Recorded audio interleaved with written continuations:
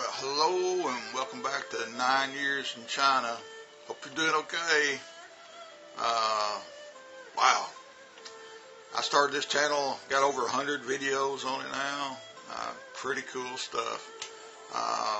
Today, and also you watch this video and you subscribe, or I'm going to get you.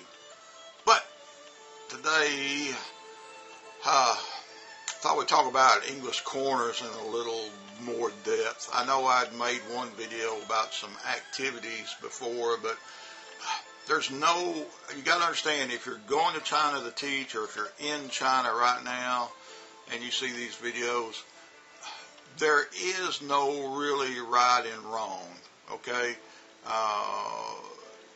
The main thing is you are the representative of English to the public. And it doesn't matter if they're little kids, shites, or big kids, adults, whatever it is. The people look up to you as the English expert. And the thing with English corners, you want them to be fun. You want them to get something out of it. And another thing, you got to remember also, guys, in China, they, as a whole, have very little contact with foreigners. You know, unless they're a student or the parent of a student, you know, they may not ever have the courage to say hello to a foreigner in China. It's just their nature. But you can make a lot out of English activities, and you can call it English Corner, you can call it whatever you want. You know, I spent a long time over there in the public colleges of China, and in China, those universities there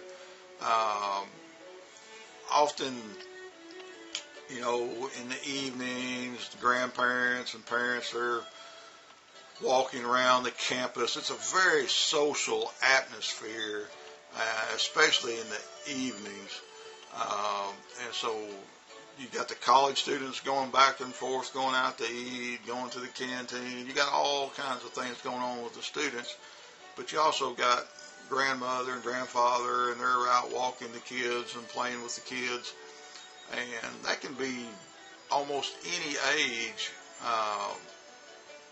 bracket there, as far as the people might come see you at an English Corner activity. You know, what I always did, not every campus I taught at actually had technically an English Corner. But they all need them. They need to see you. They need to know what's going on in their school. They need some place to practice English. There's so much involved with these English activities. The schools will tell you in their contract they want you to attend some English activities. They don't order you to. They just suggest that you need to do this. And again, like I said, there's no right or wrong about how you go about doing this. For me, I never favored, because lots of times these schools have different little English clubs and whatnot, and I didn't ever want to favor any one organization because it's my English Corner. If I'm attending it, you know, me, maybe one other foreign teacher, lots of times you might be the only foreigner. Or, you know, like when I was in Shangqiu, we might have 4 or 5, you know, native-speaking teachers at an English Corner. And that can be a barrel of monkeys if you get the right people coming through. But usually, like I said, and I'm just telling you, if you're in a language school, if you teach at a language school, I would probably find out what's going on at the universities. And then you can tell your students if they want to come play at a particular school, they can go over here, go over there.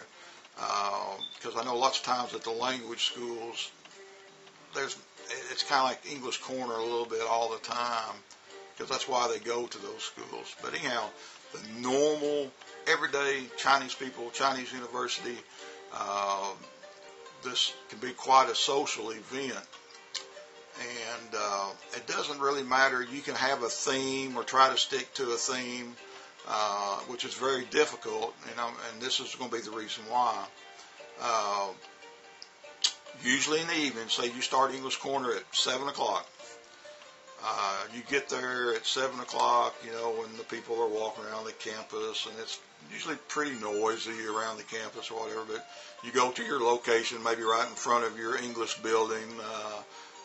It's usually a good place, just someplace comfortable where you can sit down. I'd often bring my guitar as an attraction, and the people would want to come watch me play guitar, and then we'd start talking about English. What usually happens on those campuses, the first people that come up and talk to you, and they're almost never your student. If you are teaching English majors or you're teaching at one of these colleges, they've had English all day long, and so maybe just a handful of your favorite students come to English Corner. But usually the people that come, they just like English. And that's the kind of people you really want to teach. You want to teach people that like English and are interested in English. And I always tell my students, and I tell everybody, I said, English is the world's problem-solving language, so you need to learn. But usually what happens is the young people come into you first, maybe middle school or even younger, and they want to just practice, their English, very, very simple sentences, very simple questions, and they're usually all the same. Do you like China? Do you like Chinese food? Do you have a wife? All really, really, really simple questions, but they're curious. Remember, they, as a whole, have almost no contact with the foreigners, but yet they have these questions in their head and these curiosities about you. So let them come in. Like I said, if you have 2 or 3, foreign teacher colleagues, it just makes things more fun, and you get these little groups around you, and they just want to kind of hear your voice and ask you these really simple questions. And that's a good way to relate, because like I said, Grandma and Grandpa may be standing right there, behind the little Chinese boy girl, maybe they're grade 6, grade 7 or whatever, and they want to see you too. They may not understand anything you say, and they probably do not understand anything that you're talking about, but they can tell by how their grandchildren and stuff are acting, what's going on. So, and you take care of them, and usually by the time you get into this question and answering phase, there's usually a little wall of people behind you, and then a lot of times it's the older students waiting. They're waiting for their turn. And we would often do 7 to 9, 9:30. Sometimes you go a little later. With the older students, you go a little later. But we try to just do 7 to 9, and that's the way I'd always kind of done it as a guideline. But, the young people move in, you talk to them, have a great time, okay? Because they want to have that relation. They want to be able to say, I talked to the foreign teacher last night at English Corner. English.A. Then as they move out, it's time to go home. Grandma and Grandpa want to get in front of the TV, and maybe the little kids, need to start thinking about if there's anything to study, or maybe it's almost bedtime. So they go, and then these older students, from around the campus, and adults too. A lot of the adults that use English on their jobs or emails and stuff like that, they like to come to English Corner. So you always can have a really mixed bag at an English Corner. So anyhow, the older students come in and they got more adult questions, and they want to know more about our lives in detail. They may say, well, I like Bush, or I like Trump. They'll talk about presidents and politics a little bit. And as a rule, I try everything in the world to avoid politics and religion especially. I like asking them, as they ask me questions, I try to ask them, is there anything that you want to know? Is there anything about your English that I can help you with? Because if one of those students will start with me. You know, if I say, oh, well, what do you think is the hardest thing about English? And they say, oh, pronunciation, or my listening's bad, or something like that. Well, usually that gets the ball rolling. And what happens, this first student, he asks the questions, and everybody's, they may be too shy to speak at first. Remember, because they're not your students most of the time, but they like English. They like to read English and whatnot. So we get the ball rolling with a question like that, and you just organize your answer so that can help everybody. It's kind of the same way what we would do in class. Sometimes in class, it just takes one person asking you a question, and it opens it up for the entire class, and they're all ears about what you're going to say. And it's always the same problems when it comes to studying English. You know, they're very grammar conscious, and I try to always tell them, you know, how flexible English grammar is. It's different than the Chinese language, but they're always worried about listening and grammar and pronunciation, and that's good. That can take up entire English corners by itself. And during those warmer months, as long as you can stay outside, I like to have the English corners outside. It's a good atmosphere. And you're speaking a lot of English and you're teaching a little bit, but it's free speech, it's free talk. And that's the greatest thing about it for teacher and students, or the onlookers, you know, it's just to be able to speak freely. And like I said, that take up 2 hours, just pop, so easy. Now in the winter, when it gets colder and we have to move English corners inside, we might get a big classroom, get people in some groups, and maybe do some games, you know, some kind. And one of my favorite things I like to do is because they're always worried about right and wrong and this grammatical stuff, I might take a big old sentence and write on the board this big long, say a 25-word sentence, and I'll show them. I say, man, there's probably 4 different ways I can say the same thing and just change the word order up. You know, in Chinese, the subject, you set the context at the first of the sentence. When in English, man, we change stuff around like crazy, and the students are always worried about right and wrong. But during the winter, it's a little harder, and as you get closer to exam time, you know, it's a little tougher because they need to be studying more and more.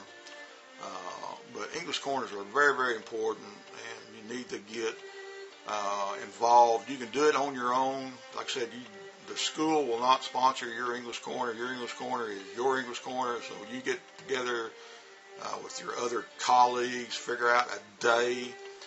And the biggest thing for me, and the thing I always felt the most responsible about, is being on time and always be accountable about, say, we're going to do English corners on Thursday night until you die or till I leave your city. You know, whatever night you choose, you know, Thursdays, Fridays, or whatever, and you be there no matter what. If it's only 2 people come to hear you that night, it doesn't matter. They know you're always going to be there for this 2-hour period, okay? And that's the way you need to do it. Just make sure that if you don't fail them, usually they will not fail you. You'll always have people to talk to. Sometimes big crowds, it's more fun when you got 3 or 4 teachers and you got people asking you crazy questions. It's a lot of fun. English corners, man, alive. You can learn so much about China, learn so much about your students, about the people, and that's what it's all about, is this cultural exchange. It's more than just you being an English teacher. If you go to China and think you're going to save the world, well, maybe you might, but the idea is you are representing the English language. You're the teacher, you're the expert, but you want to be part of their lives, okay? There's lots of aspects to English corners and English activities. But just remember, you can do it on your own. The school is not going to have a special sanction English corner. They don't really care. The English clubs will battle for your attention. And it's okay to go speak to different groups, but when it comes to your corner, let it be yours. You run the show, not them. You decide what we should talk about. And you can have theme talks, and it's really constructive also. So what I'm getting at, the free speech aspect and touching the lives of many, many students. And they're all going to want to know your QQ number, your Weixin, WeChat, things like that. And you can have friends for many, many years. Most of my contacts on QQ or my WeChat contacts, lots of them were not my students. Now, a bunch of them are, because I was over there for a long time. But all in all, you're finding people they like English, and people maybe you go eat dinner with or go out and take photos with and all that kind of stuff. But yeah, it's a good deal. And if you're out there, you construct your own English corner. Like I said, if you're in a language school, teaching Shalhaids of the little kids or whatnot, you can tell them that you go to a certain college for their English corners, and they're welcome. Everybody's welcome. Tell them to bring mom and dad and grandpa and grandma and the neighbors, because they're all studying English. Sometimes at different age levels, but they're all studying English. So anyhow, a little bit more about English corners. I may get into some exact activities later, but I just wanted you to understand a little bit about what goes on out there. And I'm speaking from the aspect, again, working in public colleges in Henan province and Anhui province and Jiangsu, and not top tier cities. I'm talking about tier 3 cities, where the association is that much more important. So yeah, you have a good day, and I hope I'll talk to you again really, really soon about something else. So subscribe. Have a good day. We'll talk to you later.